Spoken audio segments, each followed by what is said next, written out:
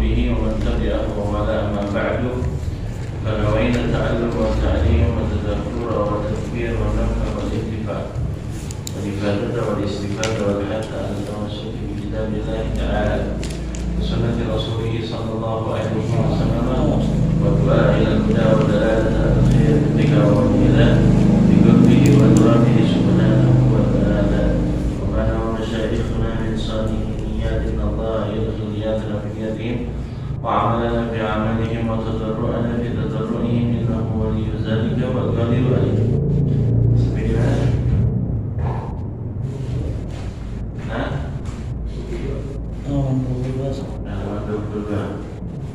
Gimana?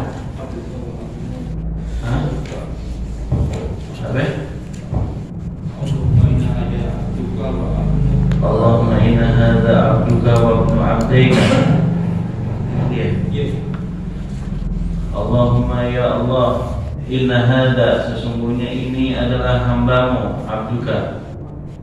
Yang bawah Allahumma Allah la tahrimna ajrahu. Hah? Allah la tahrimna ajrahu. Tahrimna ajrahu. Allahumma la tahrimna ajrahu. Tahrimna ba'dahu. Yes. Allahumma la tahrimna ajrahu. Wa yaqulu fi rabi'ah, maka baca pada saat di takbir yang keempat adalah Allahumma la tahrimna ajrahu. Allahumma ya Allah, jangan kau haramkan kami dari pahalanya, karena pahala orang sholat itu besar. Maka jangan kau haramkan kami. Maksudnya jangan kau haramkan kami, berikan kami pahala yang besar, gitu maksudnya. Makanya takbir yang keempat adalah menggabungkan antara doa buat kita dan buat si mayyit. Ini yang buat kita. Wala taftinna ba'dahu. Jangan kau berikan fitnah kepada kami setelah matinya dia, setelah wafatnya dia. Ba'dahu ay ba'da mautihi, yaitu setelah kematiannya. Salah satu bentuk fitnahnya mayit setelah meninggal yang diberikan kepada orang yang hidup adalah fitnah warisan. Masih berantem aja, mayitnya udah meninggal lama, masih ribut aja. Nah, kita pengen jangan sampai mayit ini meninggal membawa fitnah buat kita ini. Waghfir lana wa lahu, dan ampuni saya serta ampuni dia. Kalau dia perempuan, waghfir lana wa laha. Kalau perempuan, Allah wa la tahrimna ajraha wa la taftinna ba'daha. Waghfir lana wa laha, kalau perempuan ya. Wa yusallimu ba'da rabi'ah, dan kemudian dia salam setelah takbir yang keempat. Assalamualaikum warahmatullahi wabarakatuh. Sudah menggabungkan antara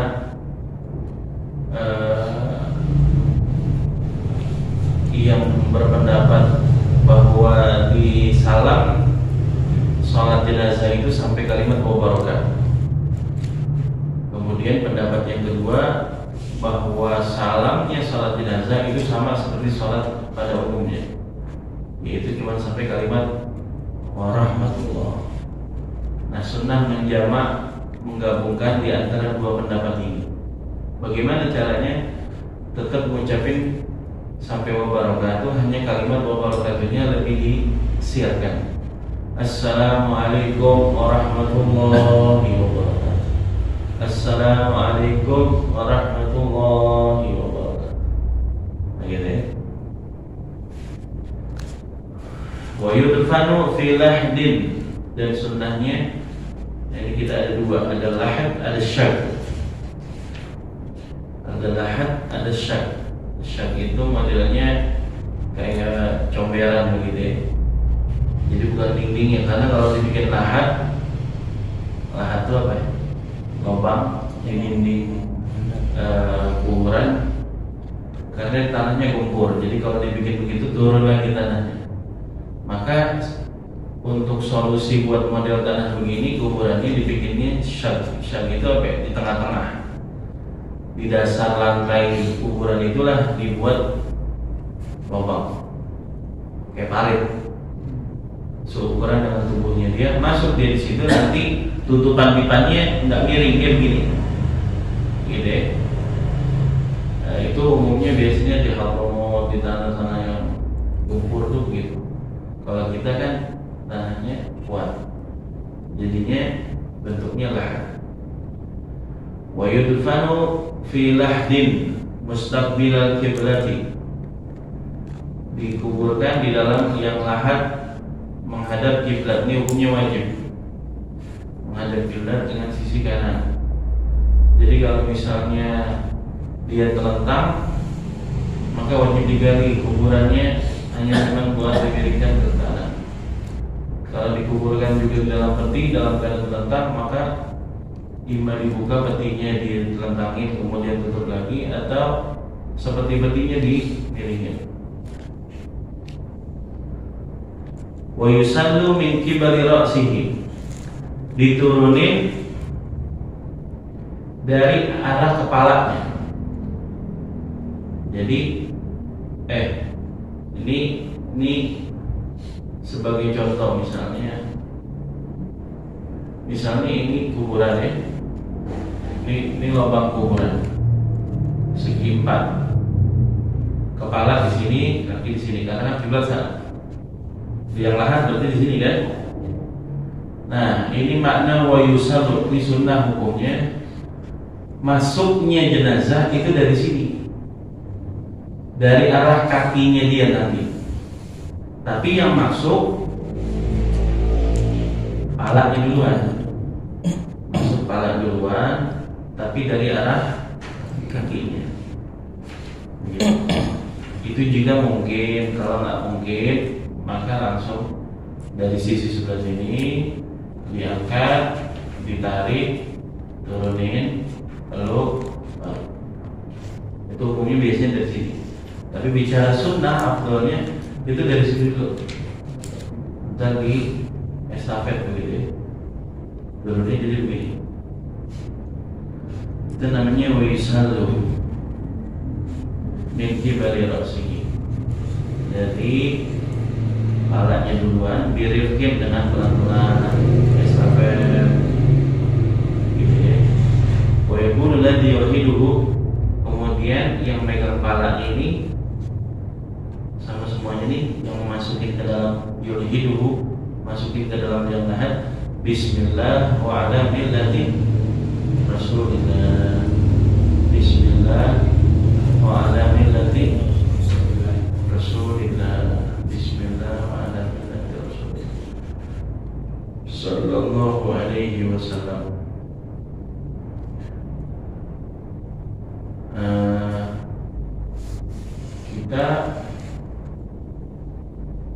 Kita baca bismillah wa ala millati rasulillah, ini yang paling utama di sini.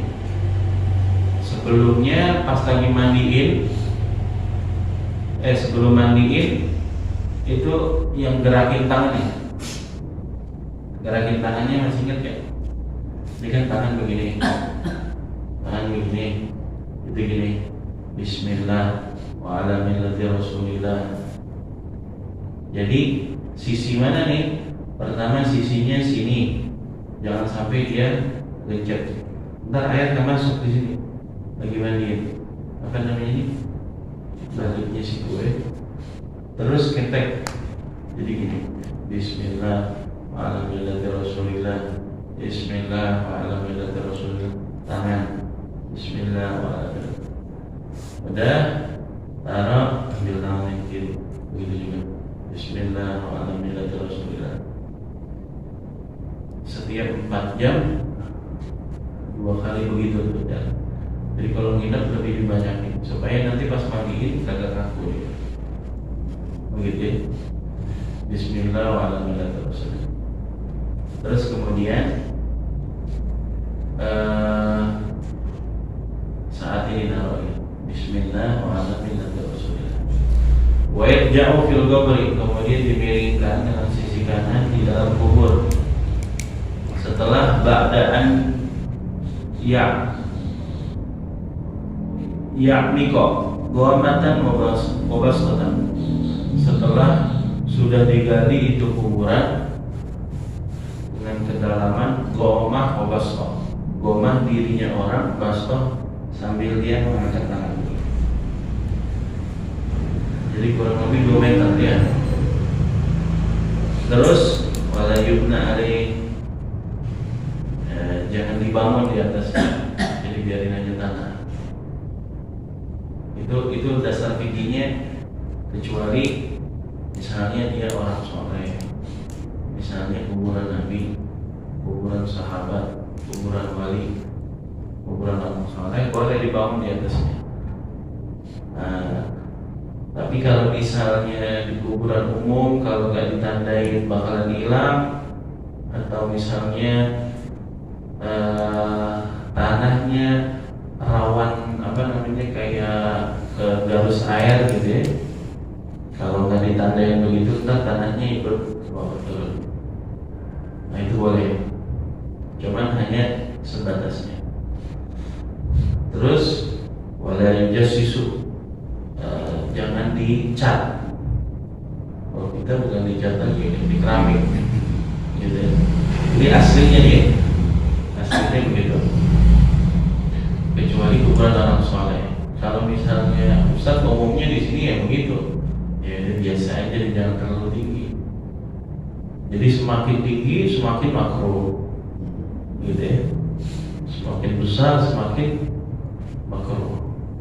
Illa kecuali orang soleh, hidupnya orang baik, buat jadi etibar kalau ini kuburannya orang soleh.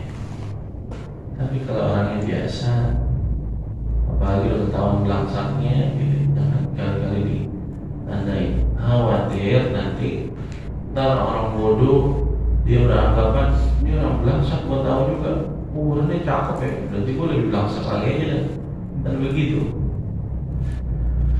Pada ba'sa bil bukai alal mayyiti, tidak ada masalah alias tidak apa-apa untuk sekedar nangis kepada ini mayit.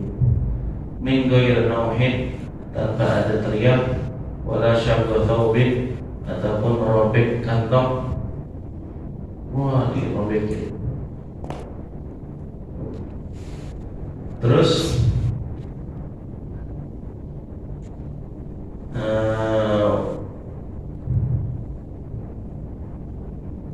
wa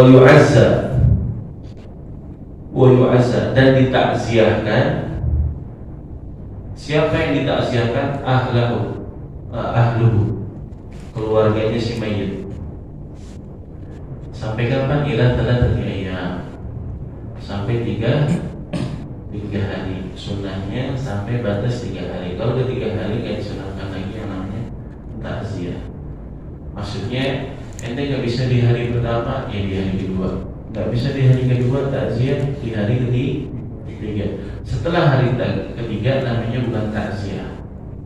Fungsi takziah adalah menguatkan ahli bait, menguatkan ahli waris, begitu ya. Jadi salah tuh, ada pengen kalah tuh. Biasanya pendahuluan sebelum memulai acara tahlilan, malam pertama, malam kedua, dia bilang begini, hadirin yang berbahagia, malam hari ini adalah malam takziah yang ketiga, malam takziah yang kedua, malam takziah kita yang kelima. Gitu ya, segala dengar gitu. Itu bukan malam takziah, itu udah takziah kan untuk hari pertama. Udah, ini cuma malam itu doain, bukan malam takziah. Jadi bedain antara takziah sama doain jenazah. Oke.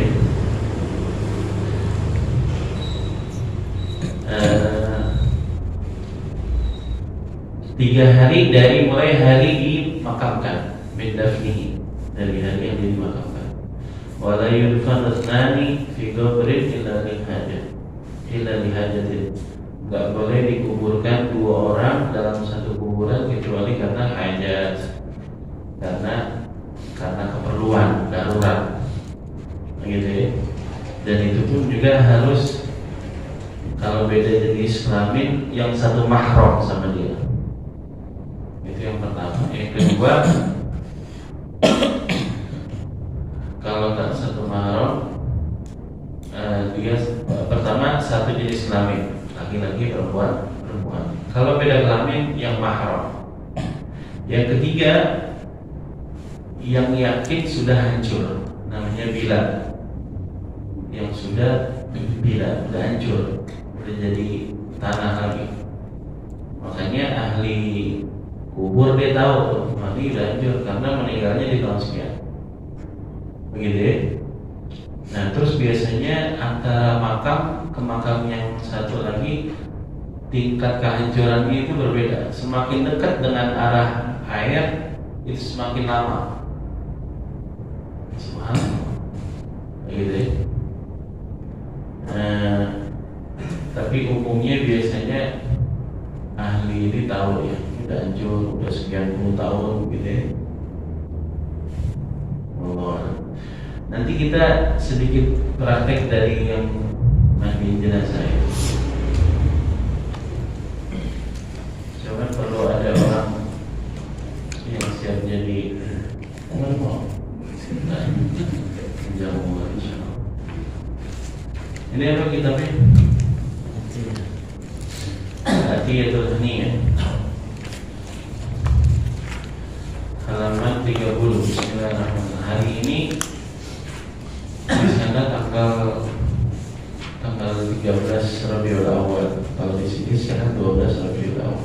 Di Hadramaut 13 Rabiul Awal mereka pada datang ke Mashhad, tempatnya Habib Ali bin Hasan Al-Attas. Ngapain di Mashhad? Memperingati haul wafatnya beliau. Jadi kumpul ulama sekitar Hadramaut dari pagi sampai siang. Habib Ali bin Hasan Al-Attas ini ulama orang soleh. Jadi beliau mengazimkan juga banyak kepada belajar sama banyak guru. Waqad ja'a aidan, sudah sampai belum ya? Waqad ja'a aidan mathalul ladzi yamna'u al-intifa'a bil ilmi wa la yantafi'u huwa bihi. Mathalul husati allati takunu 'ala al-ma'i la tashrabu wa la tatruku an-nasa yashrabun. Perumpamaan orang yang mencegah seseorang untuk mengamalkan ilmu dan dia tidak mengamalkan ilmunya.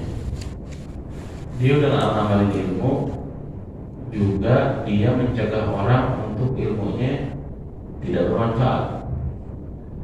Perumpamaan ini seperti matharul hasa, seperti batu yang ada di atas air.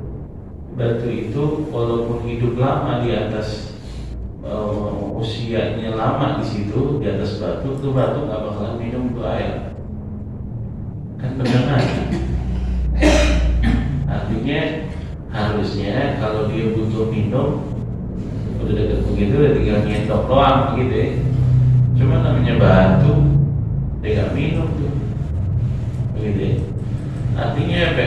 Orang udah belajar ilmu agama, manfaatin ilmunya, sebarin ilmunya, amalin ilmunya, begitu.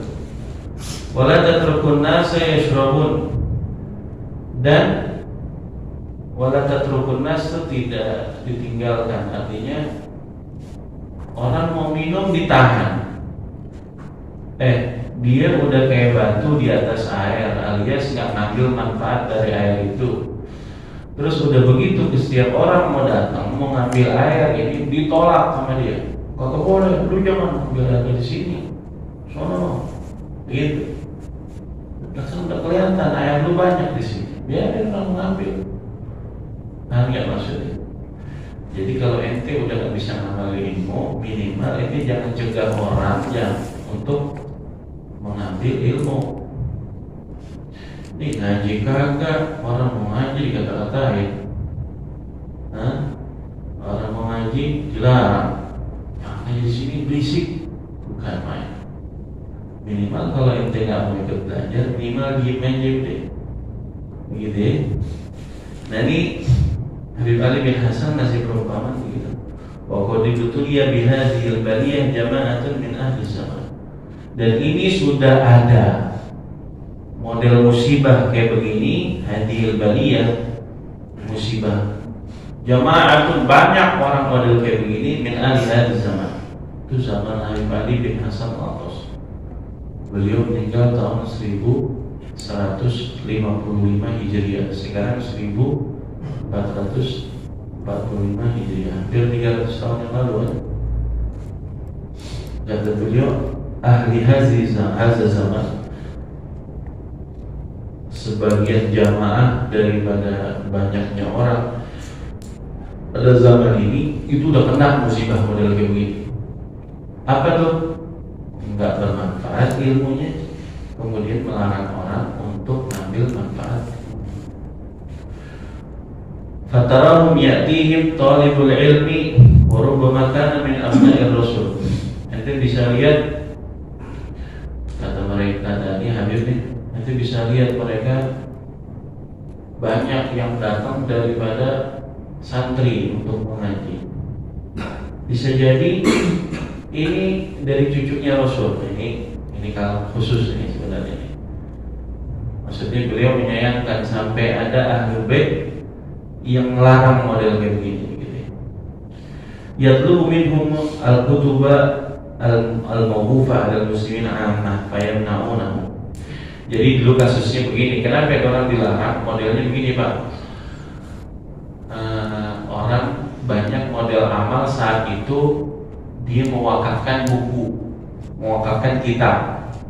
Ente beli kitab Fathul Bari, ente beli kitab ini, ente beli kitab tafsir, ditaruh di sebuah perpustakaan. Dulu biasanya di samping Masjid Jami itu ada tempat khusus perpustakaan. Nah, orang berlomba-lomba untuk naruh buku dan diwakafkan di situ. Buat siapa? Buat santri-santri yang belajar di sekitar masjid situ. Kalau nggak punya buku, nggak usah capek-capek beli kitab itu, tapi cukup datang ke perpustakaan itu baca, begitu ya. Jadi dia pada beramalnya modelnya kayak begitu, naruh buku untuk diwakafkan di perpustakaan di samping masjid, begitu modelnya kayak begitu.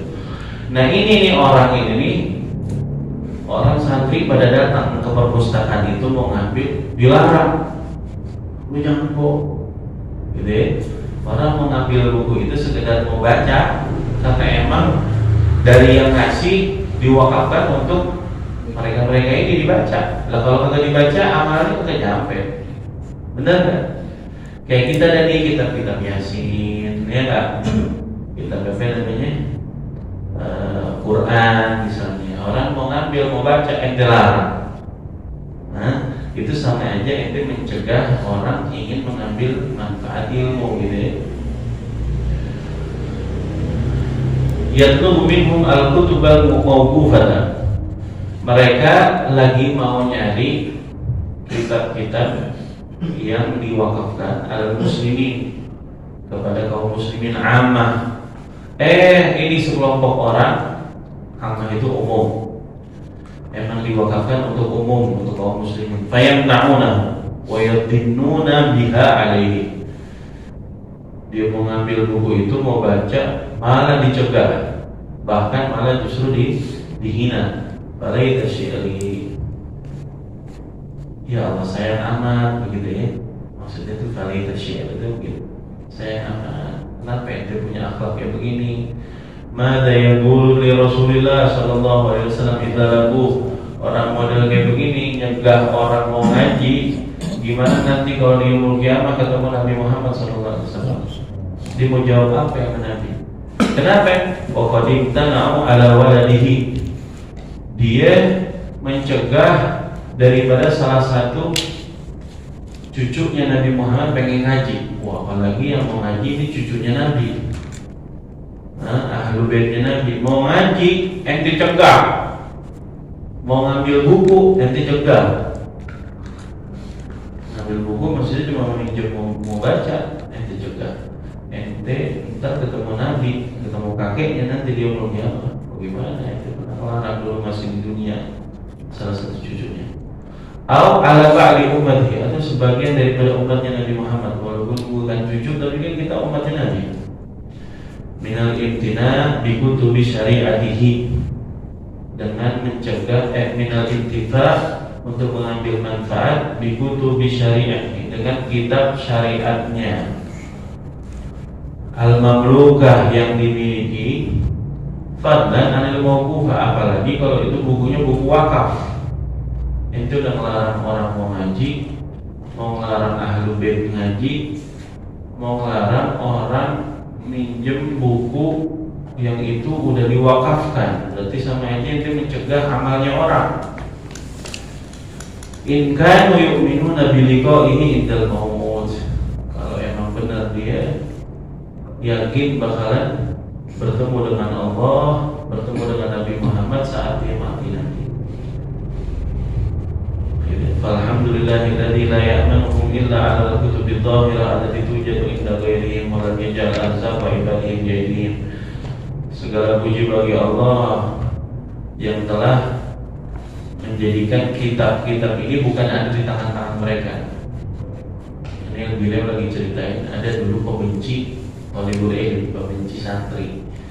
Alhamdulillah kitab itu bukan dipegang sama dia, alhamdulillahnya begitu. Dan alhamdulillahnya juga rezeki kita nih kaum muslimin bukan dari jalurnya dia. Begitu ya, alhamdulillah bukan dari tangan mereka. Tangan siapa itu? Orang yang benci sama orang yang mau ngaji.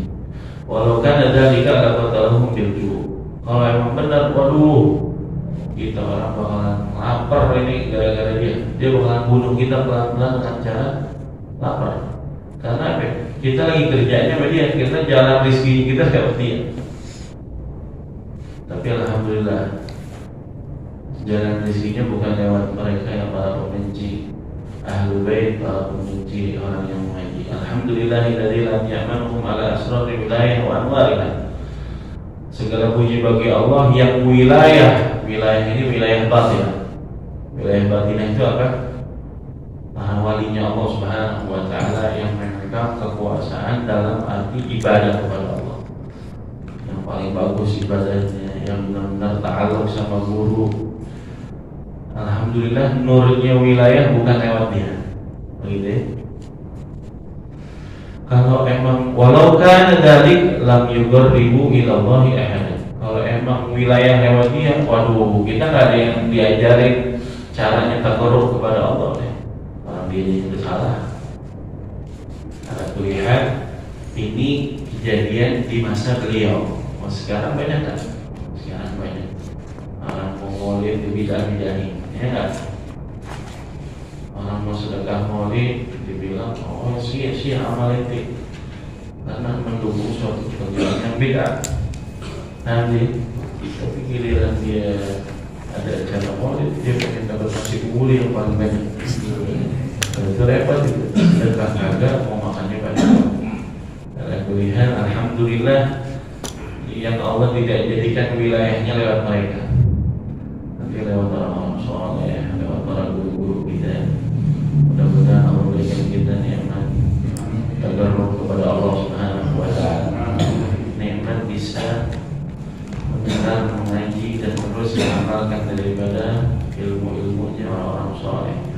Mudah-mudahan kita dikumpulkan bersama Habib Ali bin Hasan Al-Attas, sahib kita Abdul Bari, Imam Syahabuddin Al-Syuja, seluruh para ulama as-salihin, dan mudah-mudahan dikumpulkan bersama Nabi Muhammad SAW. Dan ini ya Rabbi salihah wa ila hawabin Nabi Al-Fatihah.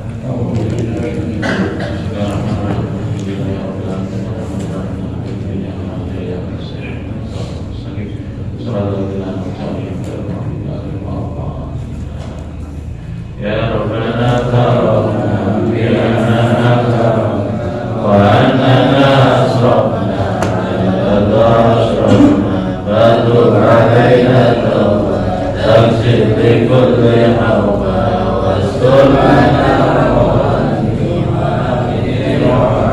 wa ghfir li walidina rabbi wa mawlina wal ahli wal ikhwani wasairil khilani wa kulli dima'atta awiratin nafsohna wal muslimina amin ya Rabbi ya fadlan wa judan manna la biktisari minna bil Mustafa Rasuli Allah bi kulli suri bil Mustafa Rasuli bil Mustafa Rasulih nahwa bi kulli sulih